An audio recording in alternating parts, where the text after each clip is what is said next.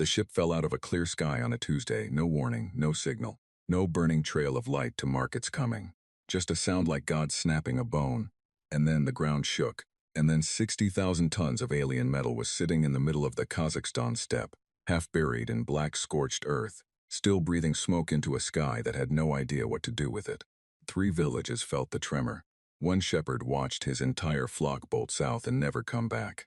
A weather satellite caught the impact on the edge of its sensor range and flagged it as a meteor. The flag sat in a queue for 11 minutes before a bored analyst in Almaty pulled it up, looked at the thermal image, and called his supervisor. His supervisor called her supervisor. 48 hours later, a military cordon stretched for 12 kilometers in every direction, and Dr. Sarah Chen was standing at the outer edge of it, arguing with a man who had more medals on his chest than she had years of education. "I am a xenobiologist," she said. "I study things that are not from this planet." That, she pointed past him at the black shape in the distance, the one that was clearly, obviously, not a rock, is a thing that is not from this planet. So please move. Colonel Marcus Webb looked at her the way men like him looked at problems they had not anticipated, like she was a weather system. Annoying, temporary. "The site is not cleared," he said. Cleared for what? He had no answer for that. Nobody did. She got through 3 days later, when enough generals had argued with enough scientists, and enough scientists had won, that the cordon pulled back to 6 kilometers and a small joint team was allowed in on foot with equipment they had to carry themselves. There were 7 of them. Chen, 2 physicists named Okafor and Brandt, a materials engineer called Yusuf who hadn't slept in 4 days and looked like it, a linguist named Mirova, who kept very quiet and watched everything, and 2 military escorts who had been told not to touch anything and looked deeply unhappy about being here. They walked toward the ship. It was not beautiful. That was the first thing Chen noted. She had imagined, her whole career, what first contact would look like. She had imagined sleek curves, strange lights, something that felt built with intention, something that felt proud. This was none of those things. The ship was massive, yes. Maybe 400 meters long, wider at the back than the front, shaped vaguely like a crescent that had been crushed and repaired badly, and then crushed again. The hull was dark gray and pocked with damage that was clearly old. Not from the landing, but from before. From whatever life this ship had lived before it ended up here. There were panels hanging loose. Sections where the hull had been welded shut from the outside, with materials that didn't match the rest of the structure. Places where whole chunks of the outer shell were just gone, exposing interior frameworks that had no business being exposed. Brandt said what everyone was thinking. "It looks like they threw it away." Nobody laughed. Because it did. It looked exactly like that. Like something taken to the edge of town and left at the curb. They walked around the full perimeter that first day. They took readings. They took photographs. They did not try to enter. Chen made notes in her recorder and tried to describe what she was seeing without letting her hands shake. She didn't fully succeed. The ship had no windows, no visible propulsion ports on the exterior, no markings that looked like a language, at least not one Morova recognized. And Morova had spent 20 years studying every writing system human beings had ever produced. What markings there were looked almost mechanical, like part numbers, like inventory codes. "Not a warship," Okafor said, late in the afternoon, sitting on a folding stool with his tablet on his knee. "The hull configuration doesn't support weapons arrays. No obvious firing platforms, no hardpoints, no targeting systems anywhere on the exterior. A cargo ship," Chen said. "Maybe, or a transport or a research vessel," he paused. "Or a garbage hauler." That word sat in the air between them. Garbage. Chen looked at the ship again, at the mismatched welds, the missing hull sections, the damage that was clearly, unambiguously old. She thought, someone decided this thing was not worth keeping. She thought, they were wrong. The entry point was found on day 6, not a door exactly. More like a seam in the hull that had been pressed shut from the inside, and then never opened again. Yusuf spent 2 days studying the seam's edge with instruments and his bare hands before he concluded it was designed to be opened, that the mechanism was internal, but had a manual override somewhere along the exterior lip. He found the override by accident. He leaned against Frohut, and part of it moved under his shoulder. The hiss of pressure equalizing was the loudest sound Chen had ever heard.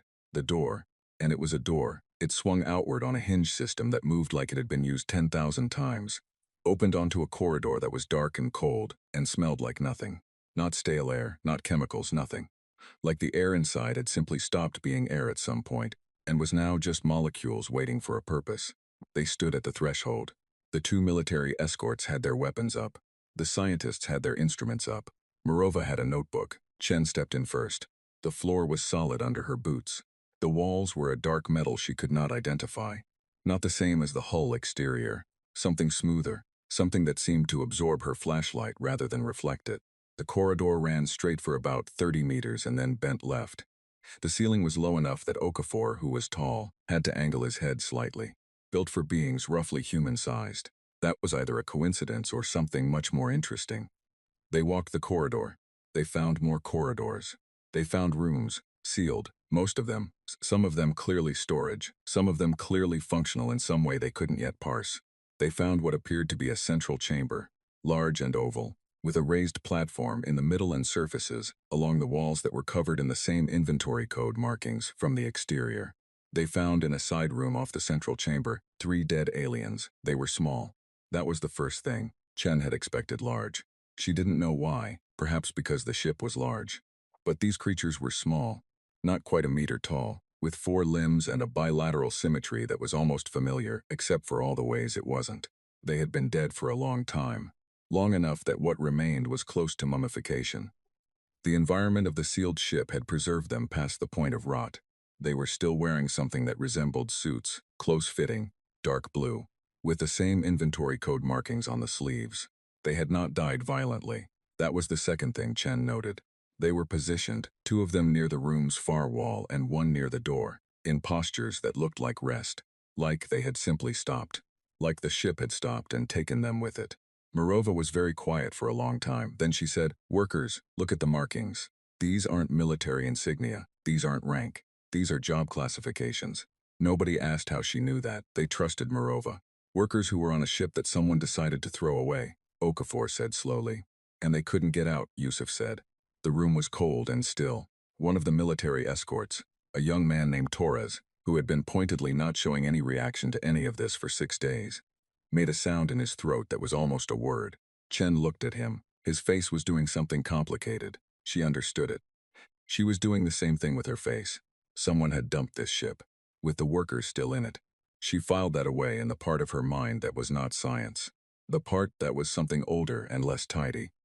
She filed it, and she kept moving, because there was work to do, and the work was more important right now than the feeling. And she was very good at that particular trade-off. The full report reached 14 governments simultaneously on day 19. The reaction was predictable in structure, if not in detail. There was panic. There was overreach. There were emergency sessions and military buildups, and 3 different countries quietly began repositioning satellites before anyone asked them to stop. There was a week where Chen genuinely thought someone was going to do something irreversible. And she spent most of that week on phone calls with people who had much more power than her and much less information. But the ship sat in its crater and did nothing. It had no power. It had no active systems. It was, by every measure they had, dead. And after the panic had a chance to breathe, curiosity began to win. It always does, with humans. That is the thing about them. Panic is loud and it takes up a lot of room, but it has a short attention span. Curiosity is quiet and it is patient and it does not give up. The Joint Scientific Commission was formally established 6 weeks after the landing. 43 scientists from 11 countries. Chen was on it, Yusuf was on it, Okafor, Brandt, Morova, all of them, and dozens of others. Engineers, physicists, biologists, chemists, linguists, computer scientists.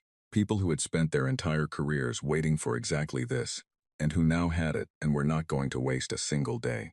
They moved into the ship, not just visits, they moved in. They built a pressurized attachment at the entry point. A temporary structure that let them pass between the ship and the outside without equalizing pressure every time. They set up workstations in the central chamber. They cataloged every room, every surface, every object they found. There were hundreds of objects. Most of them made no sense yet. That was fine, that was the job. That was what scientists were for, sitting with things that made no sense and refusing to leave until they did. Yusuf found the power core on day 41. It was in the lowest section of the ship, a chamber that took 3 days to reach because half the access corridors were collapsed or sealed. The core itself was a sphere about 2 meters in diameter, made of a material that Yusuf's instruments categorized, embarrassingly, as unknown class 4, recheck equipment. He rechecked the equipment 4 times. Same answer. The core was not dead. That was the thing. Every other system in the ship was dead, but the core was not. It was running at what appeared to be a very low level, a pilot light, Yusuf said, keeping itself alive. Waiting for what? Chen asked. Yusuf looked at the sphere for a long time. Use, he said. Maybe. She didn't ask him to explain that. She wrote it in her notes and let it sit. The first breakthrough came from Morova, which surprised no one who knew her. She had spent 2 months with the markings. Not just the inventory codes. Those she had decoded relatively early. They were indeed job classifications and item categories and numerical systems that mapped onto base 12 counting, which itself told them something important. She had spent 2 months with the deeper markings. The ones in the central chamber. The ones that covered the raised platform completely and ran along the walls in patterns that were clearly not inventory and clearly not decorative. She came to Chen's workstation on a Wednesday morning and put a single sheet of printed notes on the desk. It's a manual, she said. Chen looked up. The markings on the platform, their instructions. Step-by-step operational instructions for someone who does not know how to operate the ship. Morova sat down across from her, and for the first time in 2 months, she looked like she had slept. They left a manual, on the platform, in the most central, most visible location in the ship, right where anyone who entered would see it. Chen stared at her. They knew, she said. Morova nodded. Someone knew this ship was being dumped. Someone knew it might be found. And someone wrote instructions for whoever found it. She paused. In a writing system designed to be decoded. The structure is pedagogical. It teaches you how to read it as you read it. I've been decoding it for 2 months, and I didn't realize until this morning that the early sections were teaching me the language I needed to read the later sections. Chen sat back in her chair. Outside, through the pressurized attachment, through the hull of the ship, somewhere above them, the stars were doing what they always did. Sitting there, not caring, but someone out there had cared. Someone had left a message, had hidden a key inside the lock for whoever came after. She thought about the 3 dead workers in the side room. She thought about the mismatch welds and the missing hull sections, and the ship that someone had decided was not worth keeping. She thought they threw it away. But someone inside it, before it fell, left them a road. She picked up the notes. All right, she said. Let's learn to read. The manual had 43 sections. Morova worked through them in order, the way the manual itself seemed to demand. Each section built on the last, each set of symbols, unlocking the next layer of meaning the way a key unlocks a door that contains another key. She worked with 2 linguists she trusted, a mathematician named Patel who understood structural patterns better than anyone Chen had ever met, and a pot of tea that she refilled so many times the kettle in the workstation corner gave out and had to be replaced. By section 9 she could read simple operational commands. By section 17 she understood the ship's internal map. By section 26 she was reading technical specifications that Yusuf stood over her shoulder to see. And Yusuf did not stand over anyone's shoulder for anything, so that told Chen something. It's not just a manual for the ship, Morova said one evening, 3 months into the work. The central chamber was quiet around them. Most of the team had gone to the sleeping quarters in the pressurized attachment. The ship's walls absorbed sound the same way they absorbed light, completely, so the quiet was total, the kind of quiet that sits on your chest. What is it then? Chen asked. Morova set down her pen. She had gone back to pen and paper weeks ago. Said it helped her think in shapes instead of words. It's a letter, she said. The technical instructions are real, they work, but they're the frame. The content, the actual content, is a letter. From someone inside this ship, written before it was dumped. Written to whoever came after. Chen waited. The writer knew the ship was condemned. They disagreed with the decision. They thought the ship had value that the people condemning it couldn't see or didn't want to see. Morova picked up her pen again, turned it in her fingers. They called them, the ones who dumped it, the Veth. And the writer used a word for the Veth that I've been translating as the ones who decide weight. Like. The ones who decide what is worth carrying. And they decided this ship wasn't. They decide everything isn't eventually. Morova looked at the walls, the markings running floor to ceiling, the inventory codes, and the deeper language beneath them. The writer called the ship the Unbroken. Not its official designation, that was a number. Unbroken was what the crew called it, what the workers called it. The 3 dead workers in the side room. Chen had thought about them every day for 3 months. The writer was one of them, she said. It wasn't a question. Morova nodded, a maintenance engineer, lower crew. Someone who kept the ship running and was not consulted when the ship was written off. She paused. The Veth considered the core drive irreparable. The writer disagreed. They believed the core could be restarted with the right sequence and the right materials, and they spent the last section of the manual explaining exactly how to do it. Chen stood up. Show Yusuf. Yusuf read the translation 3 times, standing up, not moving, with the expression of a man who has just been told something he has wanted to hear his whole life, and is not sure yet if he should trust it. Then he went to the core chamber and did not come out for 18 hours. When he emerged, he was wearing the same clothes, and his eyes had that specific unfocused look that meant he had been thinking so hard he had temporarily stopped experiencing his own body. He sat down across from Chen in the central chamber and put his hands flat on the table. The core isn't broken, he said. The Veth said it was. The Veth were wrong. He said it simply, with no drama, the way you say something that is just true. The core went into a protection state. Something happened. I think a cascade failure in the secondary systems. Maybe 100 years ago, maybe more. And the core locked itself down to prevent full collapse. It's been sitting in that locked state ever since. The Veth ran diagnostics, saw a locked-down core and called it dead, and it's not. It's completely intact. It's been waiting. He looked at her. The restart sequence in the manual. I cross-referenced it with the physical components I've been cataloging for 3 months. Every component the writer mentioned exists. Some of them need to be reconnected. Some of the secondary systems need to be rebuilt, and I can build them because I now understand what they do. He stopped. Sarah, I can restart this ship's core drive. The quiet of the chamber sat around them. How long, she said. A year. Maybe less if I have the right people. She thought about 14 governments and the arguments that had been running for 4 months over who controlled this project, who had access, who got the data.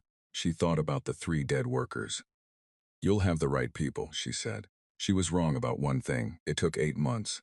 Not because Yusuf was slow, because the world kept interrupting. 4 months in, 2 governments withdrew from the Joint Commission over a dispute about data sharing agreements that had nothing to do with the ship and everything to do with older arguments that had been looking for a new arena. Chen spent 3 weeks doing nothing but phone calls, pulling strings she hadn't known she had, trading favors with people she didn't particularly like. She got them back, barely. Chopst, 2 months after that, a private security contractor, hired by a technology company whose name Chen was not supposed to know but knew anyway, got through the outer cordon at 3 in the morning, with cutting equipment and the goal of taking physical samples from the hull. They got as far as the entry point before military response reached them. Nobody was hurt. The contractor's employer issued a statement calling it a research initiative. Chen issued a statement calling it something else entirely, and was asked by 3 separate governments to tone it down. She toned it down to a 4 instead of a 9. That was the best she could do. Through all of it, the core team worked. Yusuf in the depths of the ship, rebuilding secondary systems with components machined to specifications derived from Mirova's translations.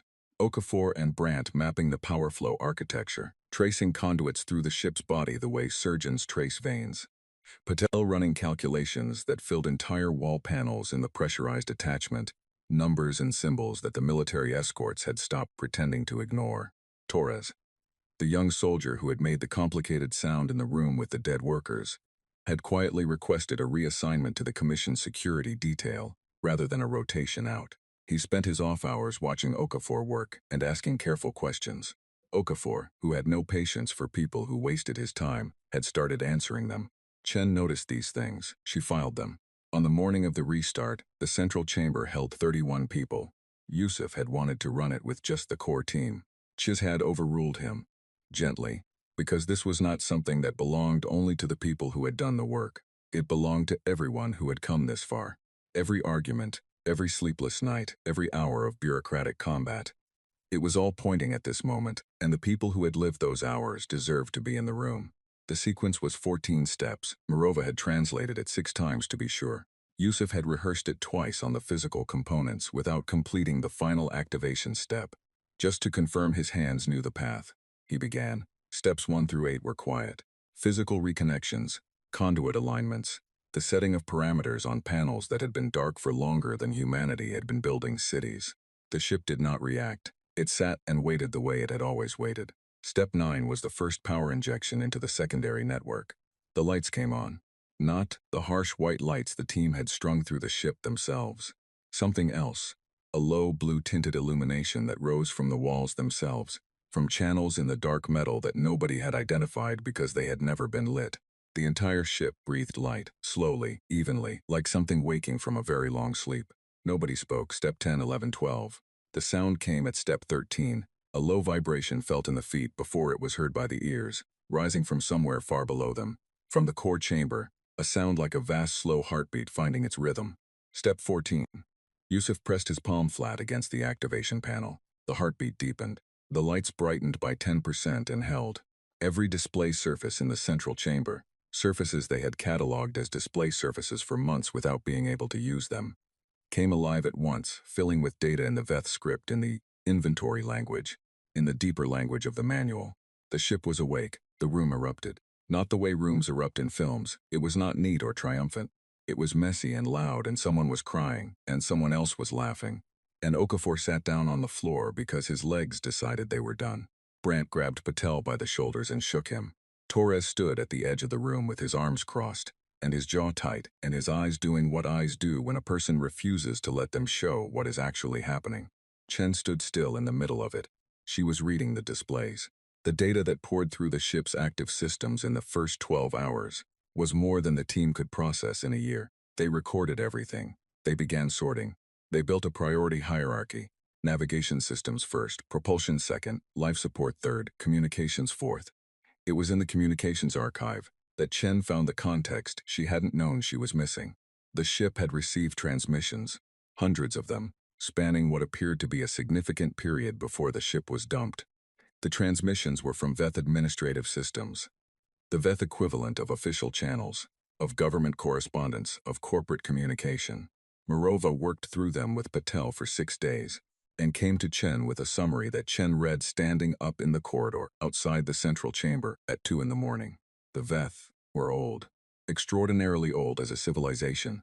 The scale of the timeline in the records suggested tens of thousands of years of organized spacefaring. They were large, not in physical size but in reach. Hundreds of systems, thousands of worlds, a network of trade and administration that made every human government look like a neighborhood association. And they were by any useful measure done, not dying, not at war, just finished. The records showed a civilization that had stopped moving forward so long ago that it had forgotten forward was a direction. The Vethden's administrative systems were dedicated almost entirely to maintenance, maintaining what existed, maintaining the order of things as they were.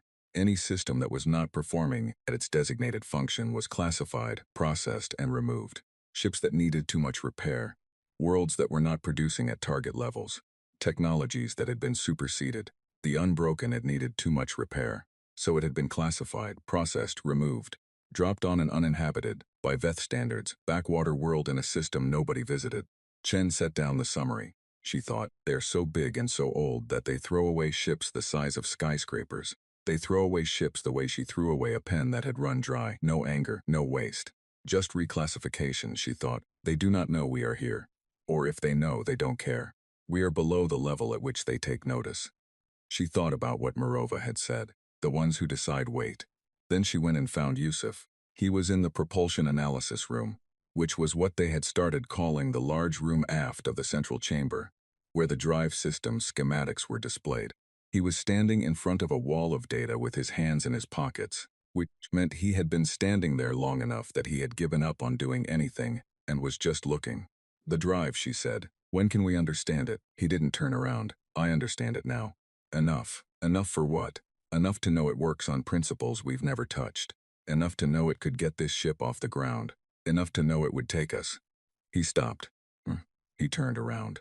His face was the face of a man standing at the edge of something enormous, looking down without fear. Anywhere, Sarah. It could take us anywhere. She looked at him. Then that, she said, is what we are going to learn to do. The report she sent to the commission that night was 3 pages long and classified at the highest level available. The cover page said, in plain language, what they had found and what it meant. It said, this ship is not a curiosity. It is not a museum piece. It is not a diplomatic asset. It is a blueprint. It said, the civilization that threw this away is enormous and ancient and believes we are nothing. They made a decision about what had weight and what did not, and they were wrong about this ship, and they are wrong about us. It said, we have a choice now. We can guard this thing and argue about it for the next 50 years. Or we can learn it, build from it, rise. The last line was not scientific language. Chen knew that. She included it anyway. It said, They looked at this ship and saw a failed thing. We looked at it and saw a road. Let's find out who was right. 7 years is a long time to build something. It is also, by the measure of what humanity was trying to build, almost impossibly short. The facility went up in the Kazakh steppe 4 kilometers from the Unbroken's crater. Not a lab, not a research station, a shipyard. The largest construction project in human history, which was a sentence that people kept saying out loud because it didn't feel real until you heard it spoken. 43 nations contributed resources. 16 of them contributed engineering teams. 6 of them contributed manufacturing capacity that had never been pointed at anything except military hardware, and now was pointed at something else entirely. The arguments did not stop. They never stopped. They were just managed. The way you manage a fire that you need for warmth and cannot afford to let go out and cannot afford to let grow. Chen spent 2 of those 7 years doing almost nothing except managing the fire. She got gray at the temples. She stopped noticing. The Unbroken stayed in its crater. It had become the world's most studied object by a margin so large the second-place object, a meteorite in a Moscow museum, was almost an insult by comparison. Every system was mapped. Every component was cataloged and understood, and in most cases, replicated. Yusuf's team reverse-engineered the alloys by working backward from the properties. They didn't need to know the process, just the result, and with enough analysis and enough failed attempts they found processes of their own that got to the same place. The drive was the hardest. The Unbroken's core drive did not work on any principle that had a name in human physics before the ship arrived. It worked on principles that had to be understood before they could be named, and had to be named before they could be taught, and had to be taught before they could be applied. Okafor spent 18 months developing a new branch of mathematics just to describe what the drive was doing. He published it. It was the most cited paper in the history of scientific publishing within a year. He did not care about the citations. He cared that the equations were right. They were right. The drive on humanity's first ship, the one being assembled in the shipyard, hull plates going up week by week, a skeleton of familiar steel over a heart of entirely new principles, worked. It worked on paper, it worked in simulation. It worked in the subscale test platform they built in year 4, a drive the size of a large room that they fired for 8 seconds in a test chamber, and then spent 3 months analyzing the data from, because 8 seconds had been enough to confirm everything, and also to produce 7 new questions for everyone it answered. Torres was there for the subscale test. He had been part of the commission's security and operations team for 6 years by then, and had quietly, without announcement, become something else. He was not a soldier playing a secondary role anymore. He understood the systems well enough to brief visiting officials when the scientists were too busy, which was always. He had read every translation Morova had produced. He had sat with Okafor's mathematics until they made sense to him, which had taken 8 months and a level of stubborn refusal to quit that Okafor had publicly called at a team dinner the most impressive non-scientific thing he had ever witnessed. When the subscale drive fired and held for its 8 seconds, and the test chamber shook, and every instrument in the room spiked and then settled, Torres stood with his arms crossed and did not smile, but his breathing changed. Chen was standing next to him and she heard it. She understood it. She was doing the same thing with her lungs. The ship was named in year 6, before it was finished, because waiting felt wrong. There were proposals, hundreds of them, submitted through the Commission's public portal, from people all over the world, who wanted to be part of naming the thing.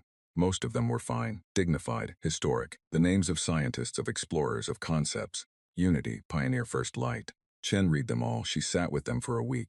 Then she went to Morova. What was the word, she said, that the writer used for the ship? The maintenance engineer, in the manual. Morova looked at her. You know what it was, she said. Chen knew what it was. The ship was named the Unbroken. Not because the alien ship had been named that. The alien ship still sat in its crater and had its own history. The human ship was named Unbroken because of what the word meant in context, because of who had used it and why. A worker who had been left behind, on a ship being discarded by people who had decided it had no more value, had given it a name that was an argument, an act of defiance against the ones who decided wait. It seemed right to carry that argument forward. Launch day was a Thursday in March, 8 years and 4 months after the original ship fell from the sky. It was not broadcast live. That decision had been argued over for a year, and the final call was Chen's. If something went wrong, the last thing humanity needed was to watch it happen in real time on a global feed. There would be data. There would be a full record. If it went right, they could show that record to everyone on Earth. If it went wrong, they would need time to think before they talked. The crew was 12 people. Chen was one of them, a decision that every government on the commission had objected to. And she had simply not responded to the objections, because they were her objections to dismiss. Yusuf was the chief engineer. Morova was aboard because if they encountered anyone, language would matter. Torres was the operations lead, which was a title invented for him because the old titles did not fit what he had become. The first test was not a jump. It was an orbital run, lifting off under conventional thrust, reaching low orbit, running the drive at low power to maintain position, then returning. Basic. Careful. The kind of test you do when what you have built has never existed before, and you are not reckless, only determined. The unbroken lifted on the first attempt. It lifted clean, the way a thing lifts when it was built correctly, when every component earned its place. When 7 years of arguments and failures and rebuilds and sleepless nights all pointed at one moment, and that moment delivered. The thrust was smooth, the ascent was smooth. Torres called out systems as they cleared atmosphere, and every call was nominal, and Chen sat in the navigator's seat and watched Earth curve away below them, and did not let herself feel it yet, because there was still work to do. Orbit was nominal, drive test was nominal, re-entry was nominal.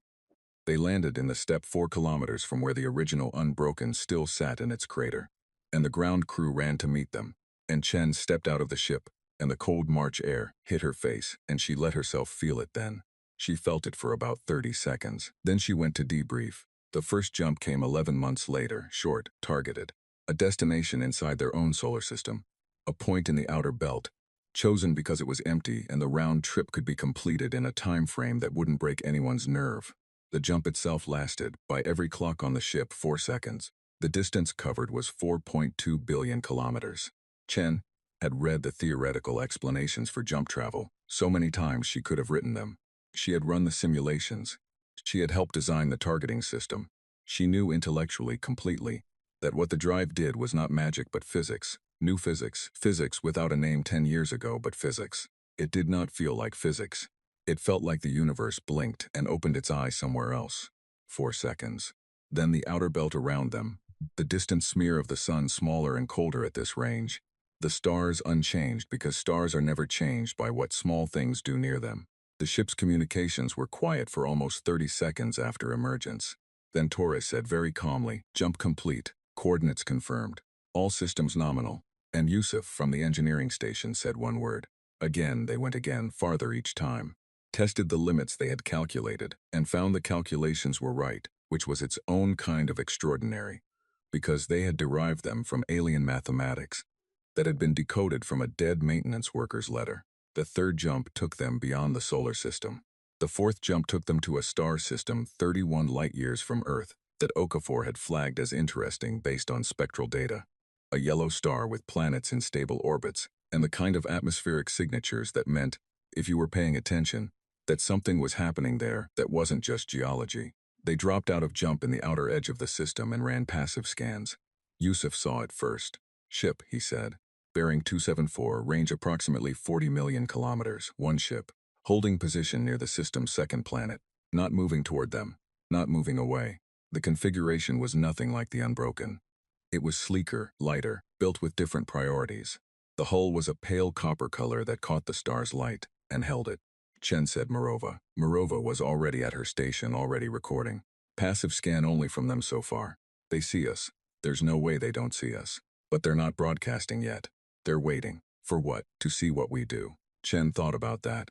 She thought about what they looked like from the outside. A ship that didn't match any known configuration, emerging from a jump at the edge of someone else's system, sitting still and watching. "Broadcast the standard greeting package," she said. "Mathematical sequence first, then the language bridge Morova built." It had taken Morova 4 years to build the language bridge, a first contact communication protocol derived partly from the Veth writing system, and partly from first principles about how any intelligence that had developed mathematics would understand certain universal patterns. It was the most careful piece of work Chen had ever seen anyone do. They broadcast it. For 11 minutes, nothing. Then the copper ship responded. It took Morova 6 hours to establish basic communication. Not conversation, not yet. Basic communication. The equivalent of yes, no, we hear you, we mean no harm. We have heard that kind of thing before, and note you are flying a drive configuration we associate with a very specific and very powerful civilization. Please explain. That last part took 3 hours alone because the concept of please explain was embedded in a grammatical structure that implied a hierarchical request. Not a question between equals, but something a lower party asked of a higher one. Morova unpacked it carefully and answered in kind, using the same register, meaning, we understand you think we are beneath you. We are answering anyway. The copper ship's people were called, in their own language, the Orath. They were old, not Veth old, but old by any human measure. They had been traveling the stars for 4,000 years. They knew the Veth the way a small town knows the highway that runs past it but never stops. Aware of the presence, careful around the edges, never quite in the way. What they did not know, what became clear across the slow, careful hours of Morova's work, was that anyone was living on the third planet of the system the Veth had used as a dumping ground 17 years ago. The Orath representative, when Morova finally got enough common language built to ask direct questions, asked one of its own. The translation was rough. Morova flagged it as approximate, but the meaning was plain enough. The Orath wanted to know, where had this ship come from? Morova translated the question for Chen. Chen looked at her for a moment, then she said, tell them we built it.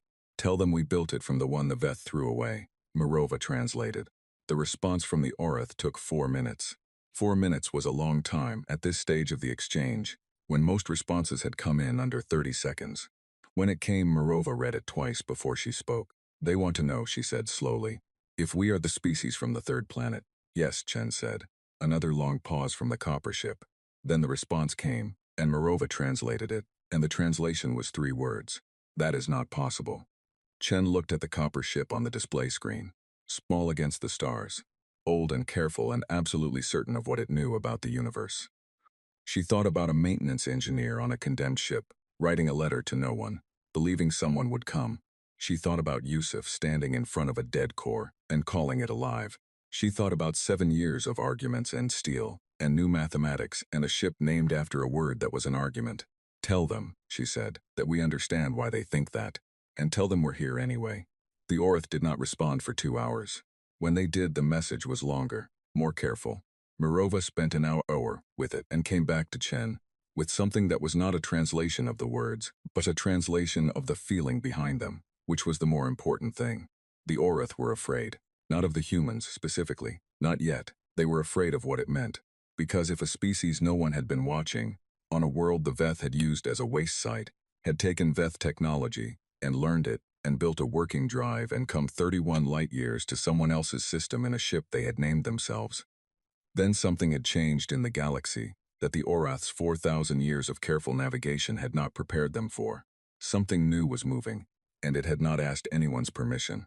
Chen's received the summary from Mirova and read it standing up, the way she read things that mattered.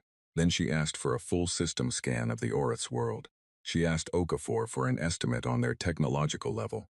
She asked Torres for a security assessment of their current position. She did all the things a responsible person does when they are somewhere new and do not yet know all the rules. Then she sat down and thought about the Veth, about their thousands of worlds and their ancient administrative systems, and their habit of deciding what had weight and what did not. They had decided Earth did not. They had decided the Unbroken did not. They had decided wrong twice. She wondered how many more times they had been wrong, and how soon they were going to have to answer for it.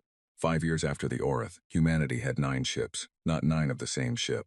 9 different ships, because humans did not build the same thing twice when they could build something better instead. And every ship after the first Unbroken had been improved. Better drive efficiency, better hull alloys, better life support, better targeting and navigation. The shipyard in the steppe had grown to 3 times its original size, and there were 2 more yards now. One off the coast of South Africa, and one in orbit. The orbital yard being the thing that Yusuf had pushed for hardest and gotten approved fastest, because once you could get to orbit cheaply, the idea of building in orbit was almost obvious. The Orath had been careful and slow and curious in the way that very old civilizations are curious, like scholars handling a document they are not sure is authentic. They had sent a diplomatic vessel to Earth's system 14 months after the first contact, and the visit had been formal and measured, and had produced a framework for communication that both sides agreed was a beginning and not an end. They had also, without being asked, told humanity something important. They had told them where Veth space was, not as a gift, not out of generosity. The Orith had told them the way you tell a neighbor that the large dog 3 doors down is not friendly. Because the information was relevant and withholding it served no one. The Veth's territory was vast, the Orith said. It covered more systems than humanity had yet visited. The edge of Veth administrative space was close, closer than humanity had guessed, barely 60 light-years from Earth. And the Veth had, as far as the Orith knew, still not updated their records to reflect that anything interesting lived on the third planet of their old dumping ground. Chen had sat with that for a long time.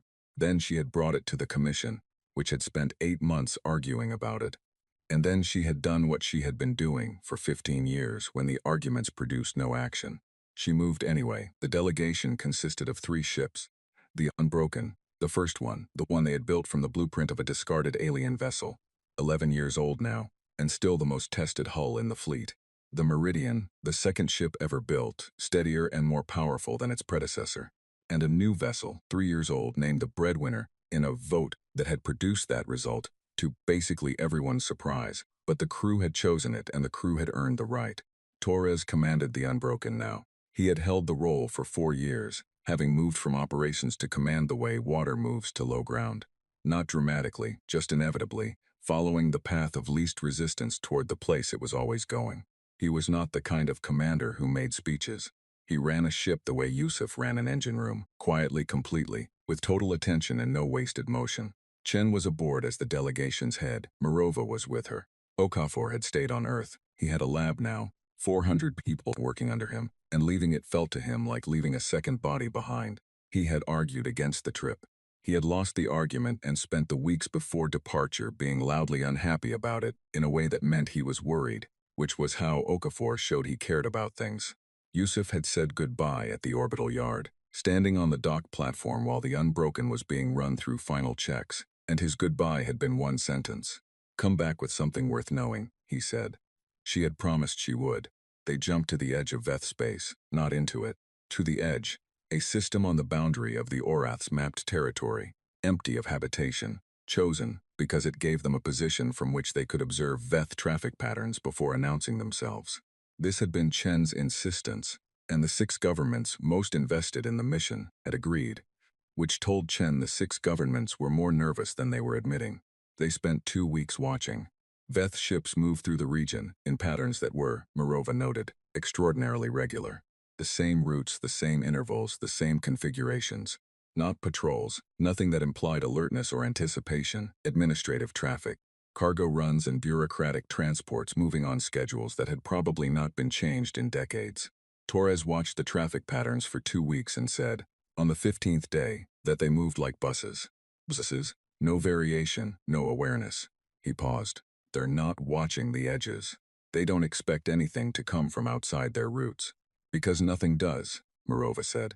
The Orith move around them, not through. Most species do.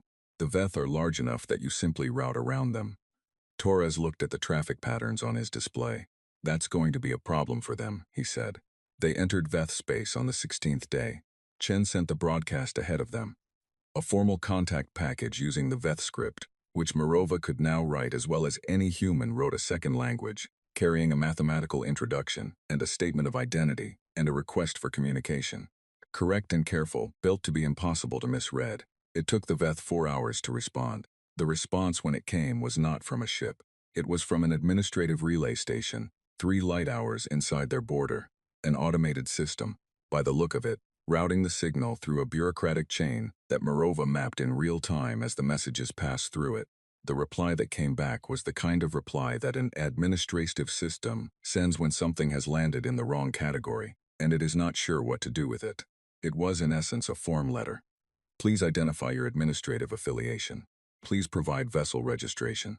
Please specify your cargo classification and destination system. If you are in distress, proceed to the nearest Veth maintenance station at these coordinates.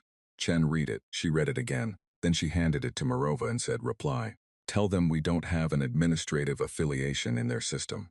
Tell them this is first contact and we are requesting communication with whoever handles that.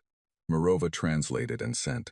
4 more hours passed. The reply was another form letter, similar language, slightly different routing, a different bureaucratic chain, but the same essential message. The system did not have a category for what the humans were, and therefore was redirecting them toward the nearest applicable category, which was not applicable at all. Torres stood at his station with his arms crossed and said nothing. They have a process for everything, Morova said, and no process for this. So the system keeps trying to fit us into an existing box. How long does that go on? Chen asked. Until it escalates to something that can think. It took 11 hours and 4 more form letters before that happened. The ship that came was large. Not a warship. The configuration was administrative. The same kind of bureaucratic presence that the Orath had described. The kind of ship the Veth used to manage their territory the way a city uses civil servants. But it was large, and it moved with the particular confidence of something that had never had a reason not to be confident. And when it dropped out of transit at close range and held position 200 kilometers off the Unbroken's bow, Chen felt the crew go still. Not afraid, still. Alert, good. The communication that came from the administrative ship was direct. Morova had it translated within minutes. The message said, "You are in Veth space without authorization. Please identify and provide administrative registration." Chen dictated the reply herself, with Morova handling the translation. It said, "We are from the third planet of the system you use for disposal. We have no registration in your system because until 17 years ago, we did not know your system existed. We know it now. We are here to introduce ourselves." The Veth ship took 22 minutes to reply. In the normal rhythm of the exchange, that was very long. The reply said, "The third planet of the Yun-4 system is classified as uninhabited. Category 4 subsapient biosphere, no administrative significance." Chen read that 3 times. Subsapient. She sat with the word for a moment. She let it be what it was. Then she filed it in the same place she had filed everything else over the last 15 years. That had tried to tell her that what she was doing was not worth doing. The reply she sent said, "Your classification is incorrect. We would like the opportunity to demonstrate that." Another long pause. Then, the Veth ship asked a question that the automated systems had not been capable of asking. It asked, "How did you get a functioning interstellar drive?" And Chen, for the first time in the entire exchange, smiled. She told them exactly how. She did not soften it. She did not present it diplomatically or cushion it in careful language. Morova had offered to rephrase, and Chen had said no, because the truth of it was the point. She said, 18 years ago, a Veth vessel was classified as failed and discarded into the Yun-4 system. It landed on the third planet. We recovered it, we studied it, we rebuilt it. We built more ships from what we learned. We are here in one of those ships now, she said. We found the crew still aboard. We know what the ship was called and who named it and why. She said, "Your people decided the Unbroken had no more weight. We disagreed." The Veth ship's response took 41 minutes. When it came, it was not a single message but a cascade of bureaucratic transmissions, signals going out in multiple directions, up administrative chains, flagging systems, routing status changes. The humans could see the signals spreading from the ship like ripples in still water. The machinery of a vast old civilization beginning to turn its attention toward a thing it had not expected to exist. Torres watched it happen on the communication display. He said, "They're reporting us up the chain." "Good," Chen said. "They're not going to like what they hear from the top." "Probably not. Could get difficult," he said. Chen looked at the Veth ship on the screen. Large and confident and suddenly, very slightly, uncertain. The uncertainty showed in the pattern of the outgoing signals. Too many of them, too fast, going to too many places. The behavior of a system that had encountered something it did not have a form for, and was urgently looking for one. "Let me tell you something about difficult," she said. "We took apart a ship we found in a hole in the ground and learned to sail it in 7 years. We flew 31 light years to say hello to people who didn't know we were coming. We got here by doing the impossible so many times we stopped calling it that." She looked at Torres. "Difficult is something we know." He said nothing, but the corner of his mouth did a small thing that was almost a smile. The Veth sent a second ship 6 hours later, then a third. None of them were warships. That was important. Chen and Torres watched each arrival carefully, and every ship that came had the same administrative configuration. Bigger than the first, more senior in the hierarchy, but the same category of vessel. Not force, not threat. The Veth were escalating through their system, not their military, which meant they were confused, not hostile, which meant there was still room. The senior Veth representative established direct communication in hour 22. This was not an automated system. This was the Veth equivalent of a person, a designation, a rank, a voice behind the words. Mirova handled the translation with the care she gave everything that mattered, which was everything. The Veth representative said, the humans should not be here. Said it without anger, the same way you might say a door should not be open that you are certain you closed. It was a statement of category, a correction. Chen replied, we are here. That is the current state of things. The representative said the Yun 4 system was Veth territory, and the third planet was catalogued under Veth administrative code. Chen replied, you are welcome to update the catalog. A pause. Then the representative said something that Morova translated twice before she was satisfied with it. The word the Veth used was not quite a question, and not quite a challenge. It was something in between, an interrogation of reality, a demand that the universe explain itself. The word meant, what are you? Chen thought about that question, about everything that had led to this moment. The crater, the dark ship, the dead workers, the manual on the platform wall, 7 years of arguments and steel, the first jump, the Orith sphere, 5 years of building and learning and going farther each time. She thought about Yusuf's hand on the activations panel, and the lights rising in the walls of a ship that had been declared dead and was not dead. She thought about the unbroken, the one in the crater, the one she was standing in. She gave Morova the reply and waited while Morova found it in the Veth language. Then they sent it. It said, we are the people from the world you didn't think was worth watching. We have been watching you for 18 years. We know what you threw away and why. We know what it cost the people you left on that ship. We know how your system works and what it values and what it decides has no more weight. It said, we are here to tell you that your system made an error. It said, we are also here to tell you that we are not asking for your permission to be here. We are extending you the courtesy of an introduction. We suggest you accept it. The Veth ships held their positions. The silence stretched. Torres stood at the command station, watching the display, and said nothing. Morova sat at her station with her hands folded and waited. Chen watched the Veth ships and felt the silence the way you feel weather. Something large and deciding, moving toward a shape it had not yet taken. She was not afraid. She had not been afraid since the day she stood in a dark alien corridor and decided to keep walking. She was not about to start now. The Veth took 3 days to respond, not 3 days of silence. The administrative signals kept moving, spreading further into Veth space, climbing higher up the chain, reaching levels of the bureaucracy that had not received a novel input in longer than anyone on the human ships could calculate. The machinery of a civilization that had been running on maintenance mode for thousands of years was being asked, for the first time in a very long time, to make a new decision. Torres watched the signals and did not sleep much. Chen slept less. Morova slept fine. When Chen asked her how she managed it, Morova said she had spent her whole career sitting with things she did not yet understand, waiting for them to become clear. This was just another version of that. She said it the way she said most things, simply without decoration, as a statement of practical fact. Chen envied her that she always had.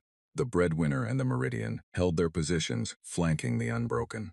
Their crews ran normal operations and tried not to watch the Veth ships too closely, which was a thing you could only do for so long before you gave up and watched anyway.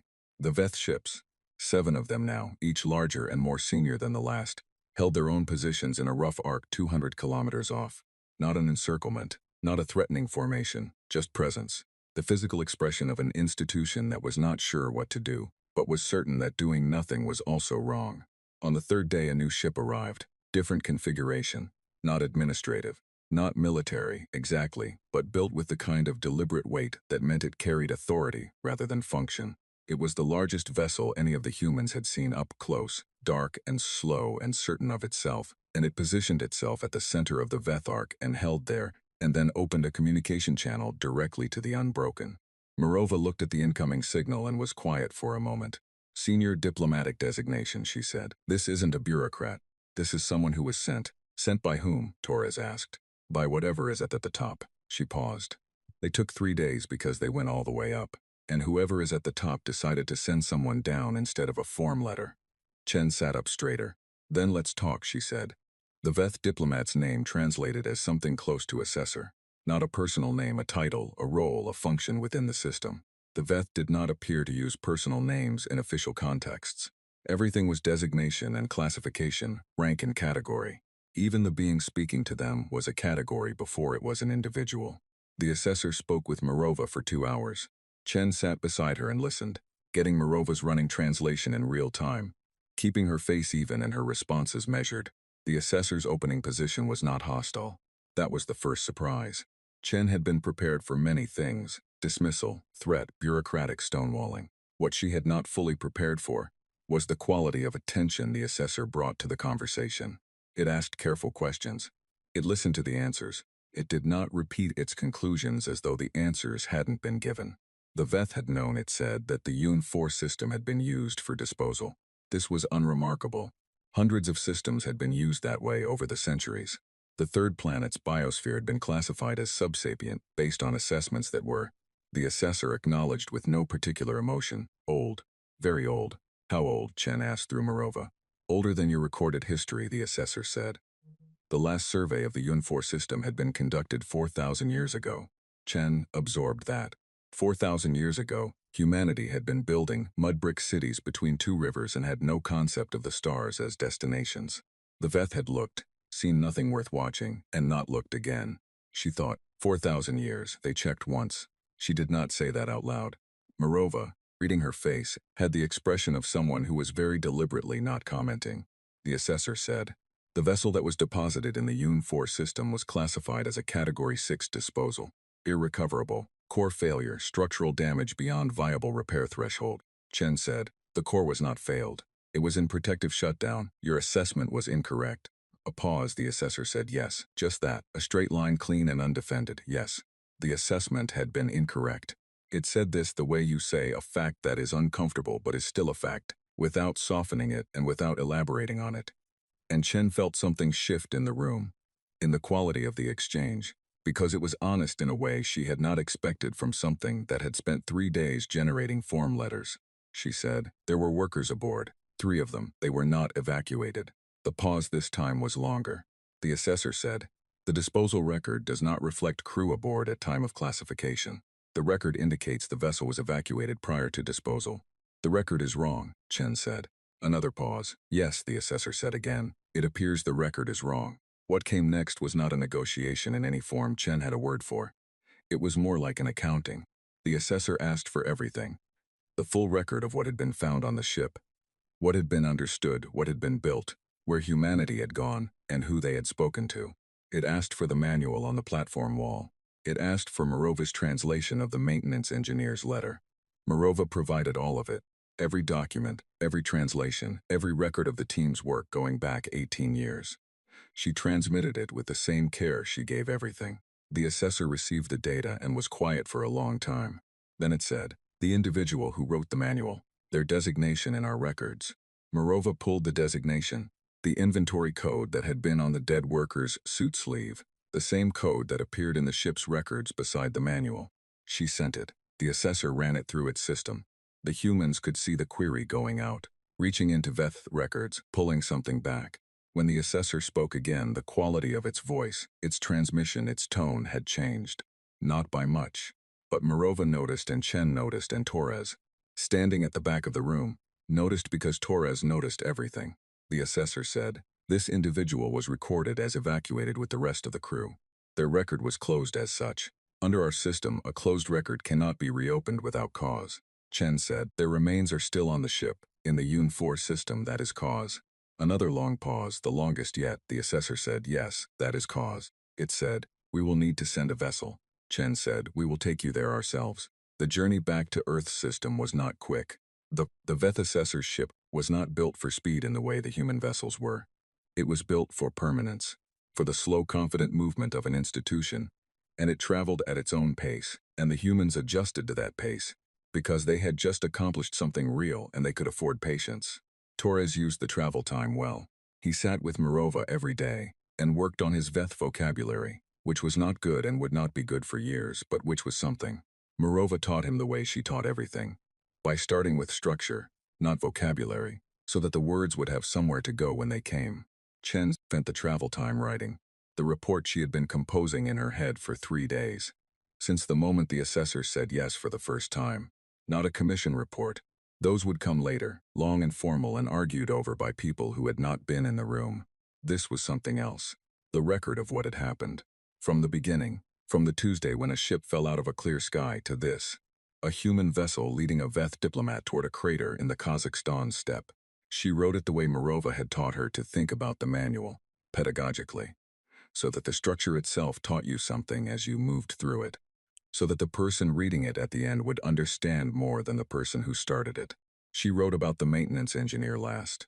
She wrote about the letter and what it meant to find it, what it meant that someone had done that, had sat on a condemned ship and written instructions for a finder they would never meet, in a language designed to be decoded, on the wall where it could not be missed. She wrote, that person believed someone would come. They believed it enough to spend their last day time making sure the someone would know what to do when they got there. They never knew if they were right. She wrote, they were right. The crater looked different with a Veth ship orbiting overhead.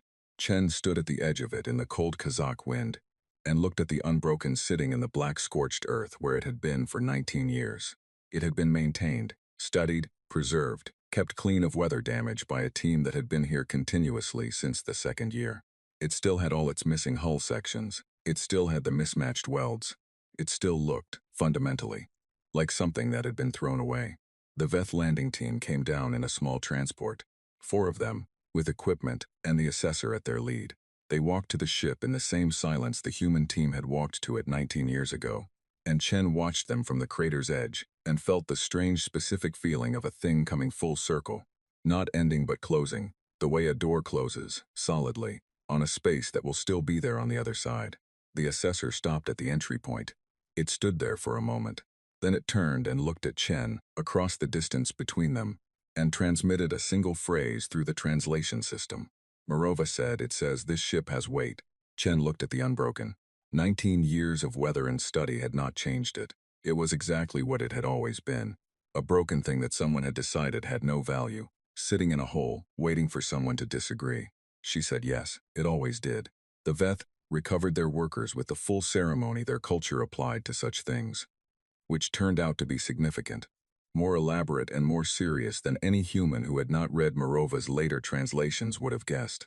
The Veth, for all their bureaucratic coldness, had a complicated relationship with their dead. They did not leave them in wrong records. They did not leave them in wrong places, once they knew. The 3 workers were taken home. The maintenance engineer was the last. Before the remains were moved, Morova asked the assessor for the individual's personal name, not the designation, the name, the one the crew would have used. The assessor accessed the record that had been reopened and provided it. The name translated approximately as Ren. Morova wrote it down. She added it to the translation of the manual, on the cover page, above the title, where it should have been from the beginning. The Manual of the Unbroken by Ren. Chen stood in the ship's central chamber one last time, while the Veth finished their work in the side room. The blue light still ran through the walls. The display surfaces still showed data in a language she could now read, almost with effort. The platform at the center of the room was still covered in the marks that Morova had spent 2 months learning to decode, that had taught her the language as she went, that had been written by someone who believed in the value of the thing they were leaving behind. She put her hand flat on the surface of the platform.